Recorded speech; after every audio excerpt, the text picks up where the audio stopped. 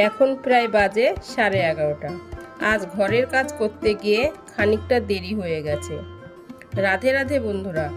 সকালে ঘুম থেকে উঠে গোপু সোনাকে জাগিয়ে বাসি ঘর মুছে গোপু সোনাদের ভোগ নিবেদন করে দিয়েছি। আজ আমার কাছে টক দই বা দুধ কোনোটাই ছিল না, তাই অঘ্রু, গোলাপ জল, পুষ্প আর তুলসীপত্র দিয়ে স্নানের জল তৈরি করে নিলাম। মনে রাখবে, তুলসী পাতা নিবেদন করা জলে গোপু সোনাদের স্নান করানো হয়, কিন্তু মহাদেবকে কখনোই তুলসী পাতা নিবেদন করা জল দিয়ে স্নান করানো যায় না।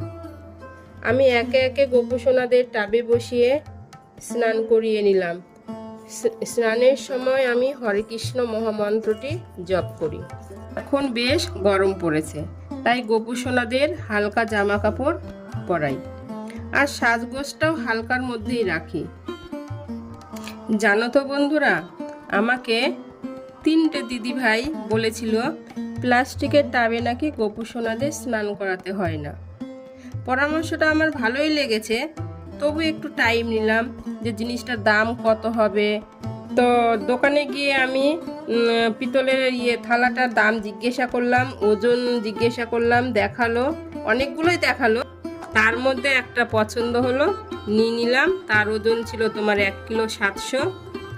পরের ভিডিওতে তোমাদের থালাটা দেখাবো, তারপর ওই গোপু সোনাদের ওই থালাতেই স্নান করাবো। বন্ধুরা, এখন আমি তুলসী পাতা তুলছি। তুলসী পাতা তোলারও কিন্তু নিয়ম আছে।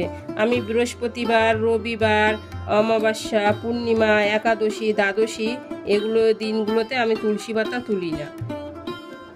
বন্ধুরা, আমার ভিডিওগুলোতে তোমাদের অনেক ভালোবাসা পেয়েছি, তার জন্য তোমাদের অসংখ্য ধন্যবাদ। লাইক, কমেন্ট, শেয়ার, ফলো করে পাশে থেকো। রাধে রাধে।